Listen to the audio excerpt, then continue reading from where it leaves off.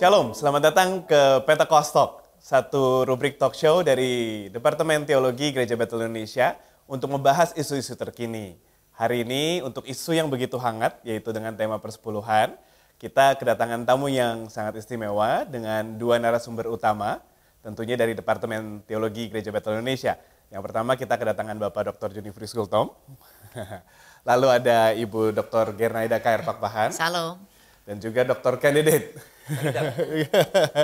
Bapak Dio Pradipta. Oke, luar biasa. Hari ini kita akan membahas satu tema yang luar biasa, yaitu tentang persepuluhan. Tema yang begitu hangat beberapa waktu lalu, namun ternyata jadi bahasan yang tetap konsisten, ada hadir di kalangan gereja, kalangan jemaat, dan beberapa gembala bahkan gitu. Nah, kalau dari saya sendiri nih Bapak Ibu, kalau saya sendiri dari persepuluhan sebenarnya udah cukup matang. Kenapa ya? Karena kita belajar, karena saya belajar. Akhirnya saya berdamai bahwa angka 10% itu bukan sekedar bicara tentang agama Kristen atau terutama GBI kita diharuskan untuk memberikan sejumlah itu. Tapi lebih 10% lebih berupa pernyataan klaim bahwa saya menyerahkan 100% gitu hidup saya gitu. Agama lain ada yang dengan beberapa angkanya dan dengan beberapa metode-metodenya gitu. Tapi intinya selalu ada cara sense of generosity yang ditaruh gitu di dalam satu bentuk tata agama gitu ya. Nah di GB ini cukup hangat, kenapa? Karena memang ada beberapa info-info berita kasus di sosial media gitu. Tapi apakah benar kita harus 10%? Waktu ada tanggapan 10% itu kan hukum perjanjian lama. Gitu. Di perjanjian barunya enggak, haruskah kita perbaharui, haruskah kita hilangkan, haruskah kita lupakan gitu. Tapi kenapa di GBI bahkan beberapa Kristen kental sekali dan makin kuat gitu ya. Kalau nggak tahu, mungkin saya lempar ke Pak Dio dulu deh, kalau di gereja seperti apa? Itu topiknya bukan. Boleh. Perjanjian lamanya dulu ya. Betul, kenapa? Karena saya juga sering banget dengar dari anak-anak muda, khususnya mereka ini kan lulusan TikTok 1 menit ya. Zaman sekarang anak muda kan lulusan tanda kutip lulusan TikTok 1 menit gitu. Sepertinya pendeta-pendeta TikTok tuh sudah lebih hebat daripada. Iya, maksud saya nggak menghakimi, tetapi kan ada baiknya 1 menit apakah bisa mewakili seluruh kebenaran yang ada begitu. Dan di situ mereka banyak ngomong sama saya. Kok saya dengar ini kan perjanjian lama gitu. Iya, Kenapa iya. kok gereja kita kok masih sih ada perpuluhan minggu pertama biasanya begitu. Ini mumpung ada Bu Gernaida, langsung aja. Oke, pendapat Ibu maksudnya apakah hanya karena itu ada di perjanjian lama dan sekarang kita sudah dalam perjanjian kasih karunia, perjanjian baru udah nggak relevan gitu? Ya, jadi mestinya kita lihat bergereja dan menggereja kita sekarang. Wow. Okay. Nah, kita bergereja kan tentu saja ada aturan, ada tata gereja, dan kemudian karakteristik bergereja kita itu seperti apa. Nah itu kan kaitannya banyak. Tapi kenapa selalu dihubungkan dengan perjanjian lama? Nah kalau saya boleh jujur untuk mengatakan dunia perjanjian lama itu kan adalah dunia yang agraris. Betul ya?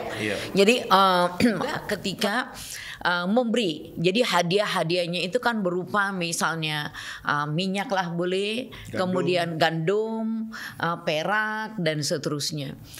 Juga ketika mereka merefleksikan bagaimana mereka memberi kepada Tuhan. Nah, cuman kalau kita lihat kalau itu datangnya dari segi persembahan, sebenarnya di dalam Pentateuch itu kan persembahan banyak benar. Karakteristiknya masing-masing, baik yang diberikan lewat persembahan di tempat suci, entah itu kambing, domba, lembu ya. Tetapi juga kan ada persembahan berupa misalnya wewangian, seperti mur, minyak, lalu biji-bijian dari hasil pertanian. Jadi sebetulnya prinsip memberi itu kan menjadi karakteristik komunitas orang percaya, tetapi itu kan terbungkus dengan situasi sosial yang ada kala itu. Jadi karena orang memberi sesuai dengan cara dan tata cara yang lazim di dalam komunitas pada masa itu. Nah, jadi salah satu persembahan yang disampaikan itu adalah persepuluhan. Kalau kita mau jujur mau mengatakan persepuluhan di dalam perjanjian lama itu sebetulnya bagian yang kecil. sangat minor dibandingkan misalnya korban persembahan untuk penebusan salah, korban keselamatan yang harus dengan karakteristik misalnya domba yang gemuk, lembu yang tambun, itu kan sesuatu yang sangat mahal sekali. Nah, tetapi kan kalau kita bicara persepuluhan itu dari mana? Betul ada dari hasil ternak. Nah, tapi ukuran-ukuran 1/10 itu kan masih belum digital seperti kita sekarang. Tapi itu kan misalnya kambing domba yang lewat dari tongkat penggembala misalnya. Apakah itu 100 jadi betul-betul 10? Kan tidak demikian ya. Tetapi bagaimana dengan persepuluhan dari hasil pertama dari tumbuhan misalnya, apakah itu dari zaitun, dari gandum, yang tidak lain adalah aktivitas pertanian yang dilakukan oleh masyarakat pada kala itu yang betul-betul adalah masyarakat agraris. Intinya adalah bagaimana umat belajar berterima kasih. Jadi misalnya mereka kan udah panen gitu kan. Hasil panennya itu gandum dibawa kepada imam, zaitun dibawa kepada imam. Jadi walaupun ada aturan-aturan, tapi persepuluhan kalau kita mau jujur melihat itu adalah bagian kecil di antara persembahan-persembahan yang lain. Kalau di dalam Taurat juga itu menarik, itu Pak Dio kita lihat kan boleh dimakan. Jadi ketika mereka kan tempat sucinya itu dulu ketika sudah ada sentralistik di Yerusalem, mereka kan bawa persepuluhannya apa? Jadi ketika panen raya, nah itu dibawa sebagian ke Yerusalem. Masalahnya kalau jauh kampungnya. Kalau jauh gimana? Jadi kambingnya udah mati duluan, dombanya udah mati duluan. Lalu mereka tidak mungkin pikul karena transportasi masih sangat sederhana. Maka mereka akan nuangkan. Ketika mereka menunggu saat untuk mempersembahkan korban, mereka perlu penginapan, perlu tempat untuk makan dan minum. Nah anehnya kan persepuluhan boleh dimakan, boleh. Jadi boleh dinikmati dengan sukacita, boleh dinikmati Walaupun karena ada beragam konteks ya, iya, termasuk jadi, kepada orang miskin ini. Ya, jadi itu bagian dari ketika mereka serahkan kepada imam, secara sosial apa yang mereka sebutkan dengan justice, keadilan adalah tanggung jawab orang percaya untuk peduli dengan apa? The needy one, orang-orang paling marginal. Misalnya siapa? Janda, yatim piatu, Orang asing. orang asing. Orang asing kan tidak masuk di dalam hitungan warga negara.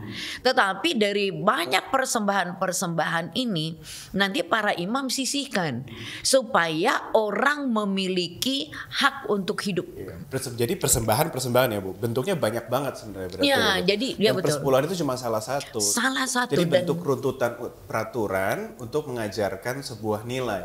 Ya. Jadi sebenarnya isunya Bu adalah bukan tidak adanya basis PL kepada perpuluhan, tapi yang dikatakan tadi itu adalah untuk umat Cuma Israel doang, dan iya. tidak berlaku lagi sekarang gitu. Tapi kalau Nah, untuk umat bagaimana? Israel doang kan karena ada banyak tuh Pak gitu.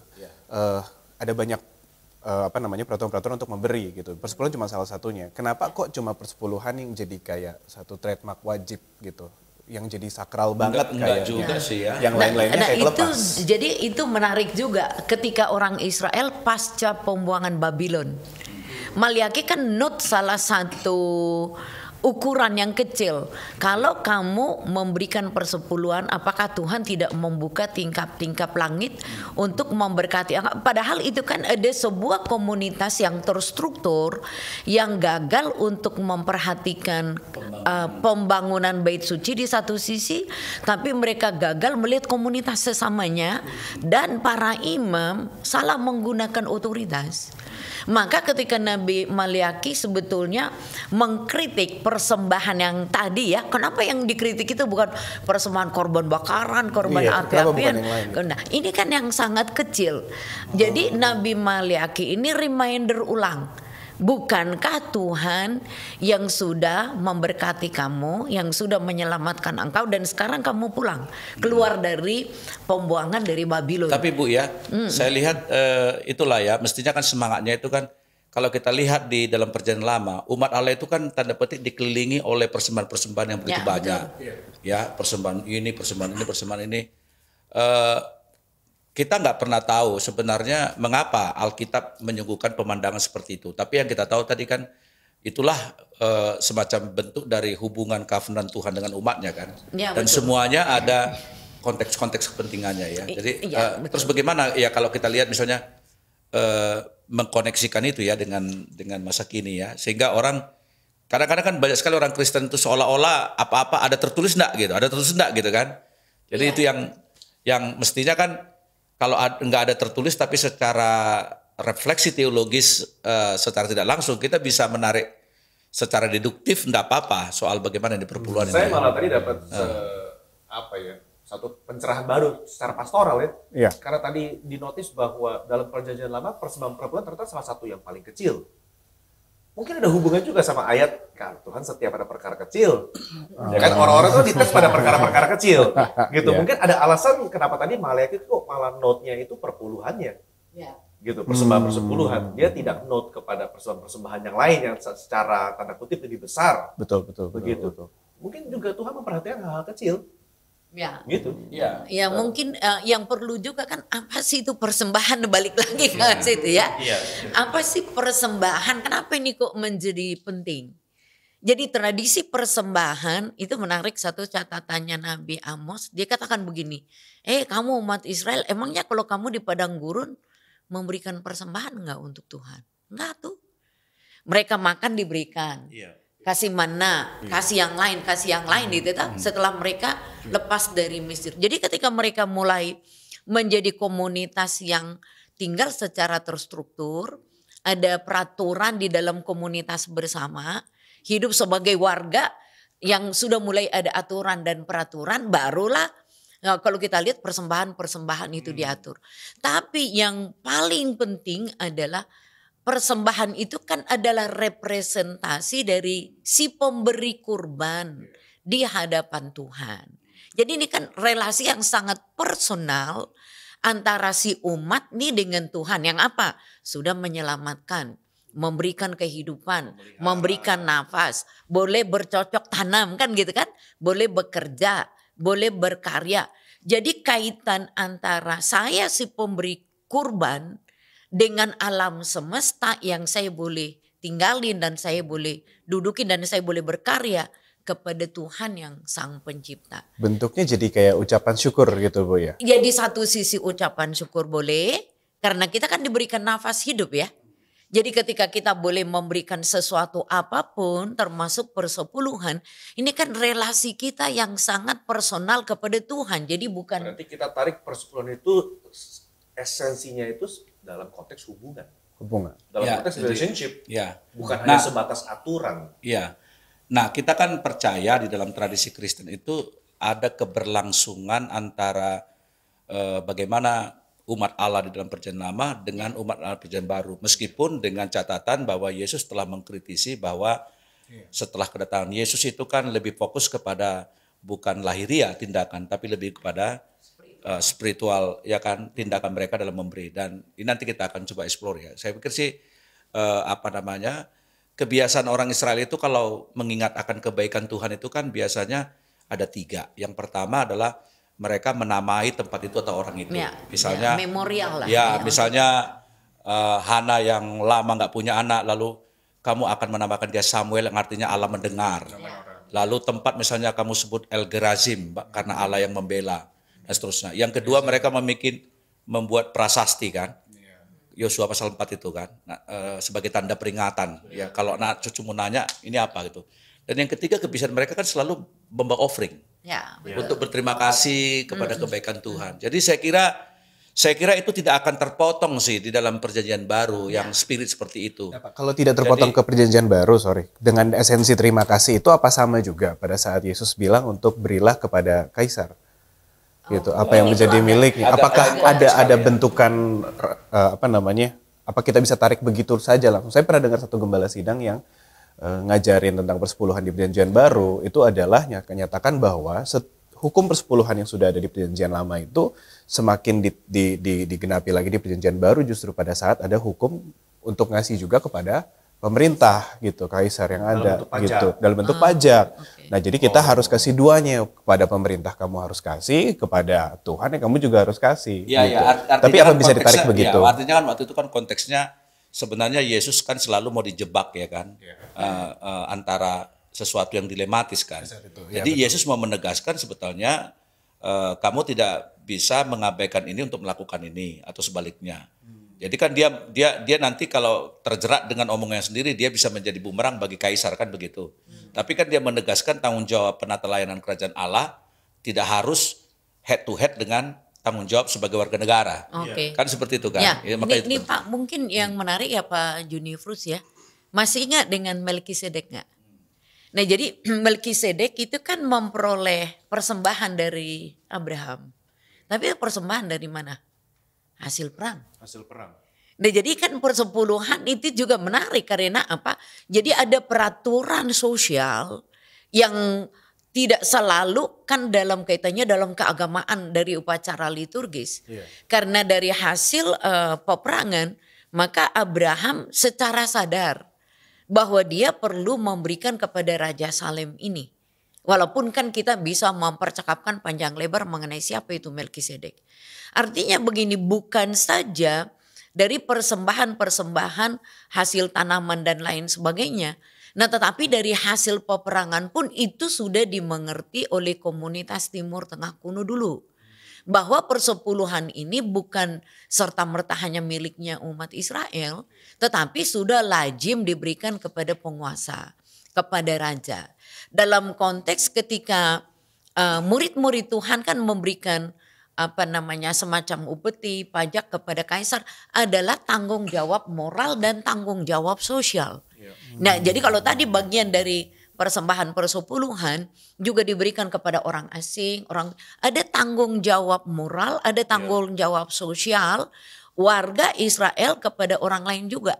Jadi bukan hanya kepada orang yang berkekurangan tetapi kepada pemimpin, kepada raja.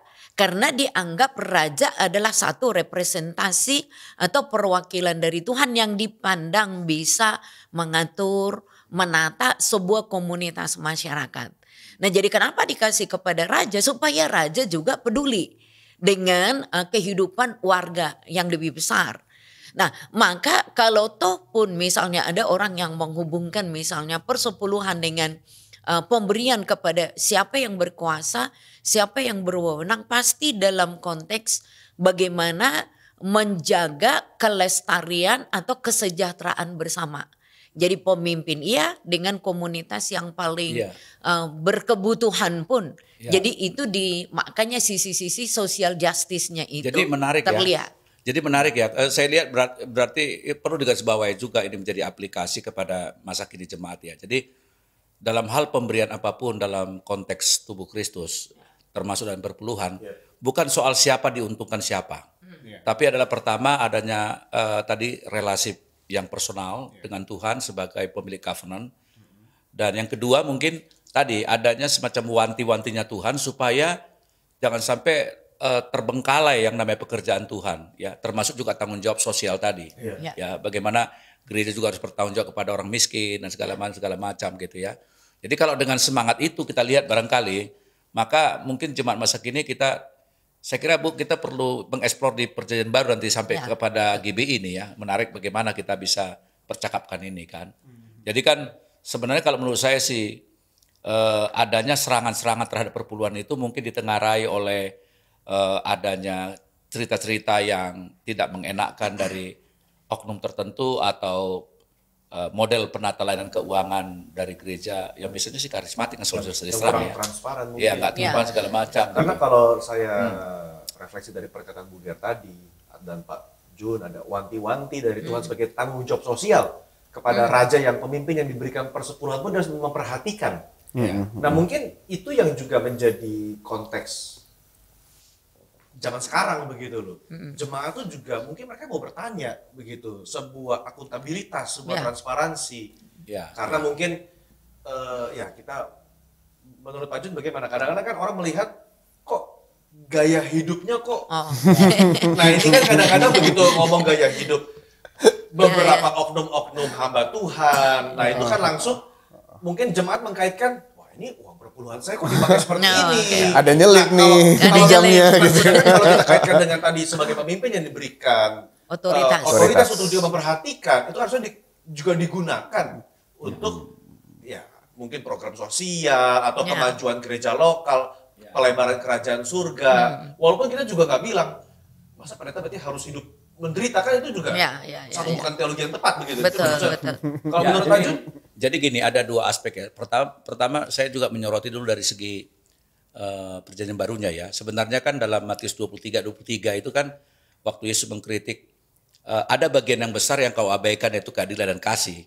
Sementara betapa setianya kamu membayar perpuluhan sampai rempah-rempah pun yang selasi segala macam kau perhatikan. Tapi lupa bahwa di situ ada ayat sebenarnya bahwa bagian ini nggak boleh diabaikan, tapi yang lain juga harus dilakukan. Jadi artinya itu sebenarnya nggak butuh dikontraskan ya, artinya itu gitu. Nah yang kedua, menurut saya dalam bergereja, terutama GB ini ya, kita berpandangan bahwa gereja itu kan di mana-mana apapun denominasinya bukan hanya hidup oleh firman, tapi oleh tradisi. Jadi ada tradisi-tradisi di gereja Baptis, Metodis, Lutheran, Ortodoks, Katolik, ya Pentakosta yang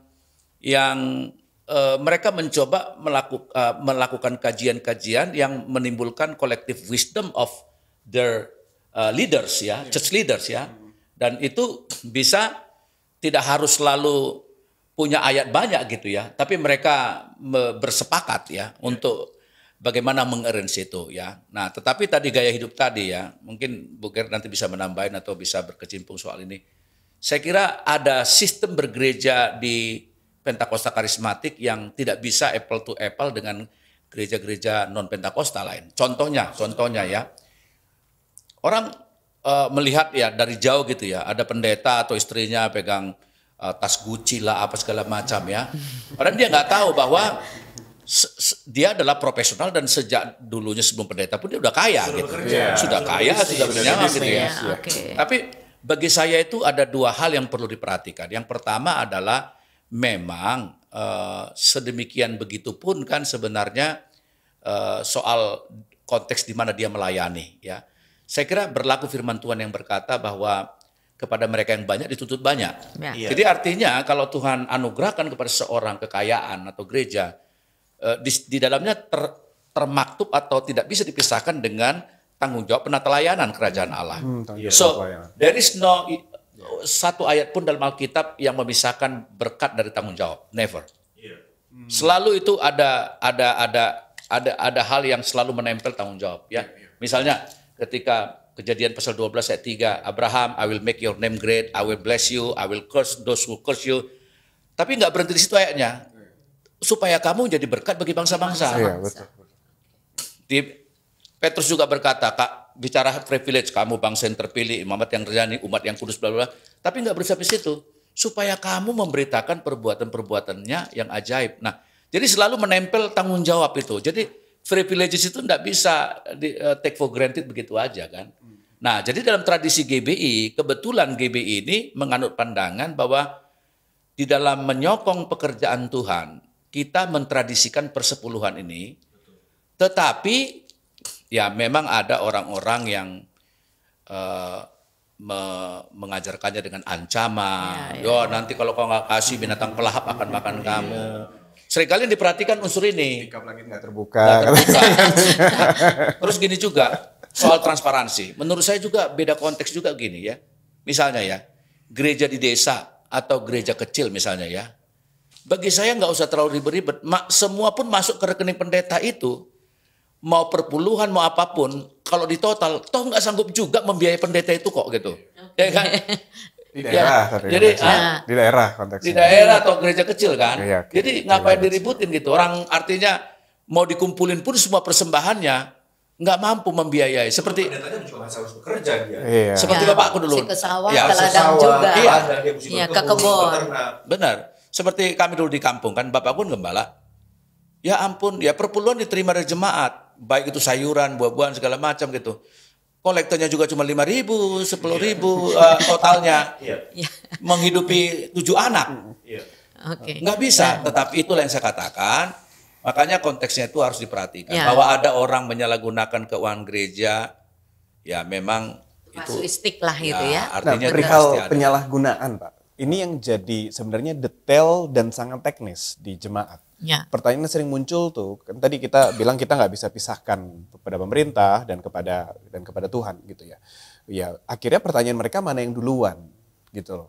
Persepuluhannya setelah pajak kah? Setelah kita semua kebutuhan rumah tangga, betul. Ada yang gas, kayak bayar gitu. listrik, bayar Iya, anak, betul. Telepon. Iya. Oke. Nah, di US lebih ribet lagi karena saat mereka persepuluhan ke gereja itu jadi tax non deductible gitu loh iya. ke pajak. Jadi Salah satu artinya- bisa mengurangi pajak sebetulnya. Mengurangi Iya, pajak jadi ya. kayak gitu. Dihitungkan Oke, seperti nah itu. makanya nih Pak Moris, saya kira gini, kita mesti belajar menghargai gereja di mana kita menggereja. Amin. Artinya begini, Sampai gereja-gereja, nanti ada keputusan baru. ya, jadi jadi bukan orang per orang. betul. Jadi gini, kan ada beberapa tradisi yang bergereja di Indonesia lah. Kawan-kawan dengan gereja-gereja yang mainstream, dengan aturan yang sudah sangat baku yang diwarisi dengan hukum-hukum Belanda misalnya. Tapi ada juga kan kawan-kawan dengan tradisi gereja misalnya yang Katolik dan seterusnya. Itu kan secara manajerial mereka sudah menerapkan sebuah kesepakatan bersama. Ya kan?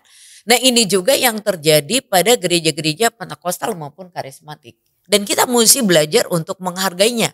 Contohnya di gereja Bethel sebetulnya ya mengenai persepuluhan, keuangan itu sudah ada pasal-pasal yang mengatur. Bahkan tadi misalnya jumlah jemaat dengan potensi penghasilan itu sudah juga diatur. Mungkin boleh kasih lihat Bu. Ini Oh, apa iya. ini? Ini buku kuning dari Nah, apa ini Bu? Nah ini Tata dari gereja, dari tata gereja Oh, tata gereja, bukan tata gereja Bethel GBI. Indonesia. Ya, ini Dan dari sudah diatur di dalam 2021 ya. Jadi ini ada manajemen keuangan misalnya perbendaharaan gereja itu apa sih? Yaitu di bab yang ke-14 misalnya ya. Ini cukup banyak ini. Karena ini konteksnya adalah dari suara GBI ya. Menurut saya sih seluruh pendeta GBI feel free untuk confidence mengajarkan perpuluhan. Dan Ya. katakan Betul. Anda didorong untuk memberi perpuluhan. karena Ya. itu Alkitabiah. Ya, tetap. Saya kira kalau semua jemaat itu sudah punya generosity, ya, nggak hitung-hitungan dengan Tuhan. Saya kira kita nggak relevan bicara 10%, 20%, 30%. Ya, ya, Karena lebih betul. daripada itu diberikan. Gitu. Pasti.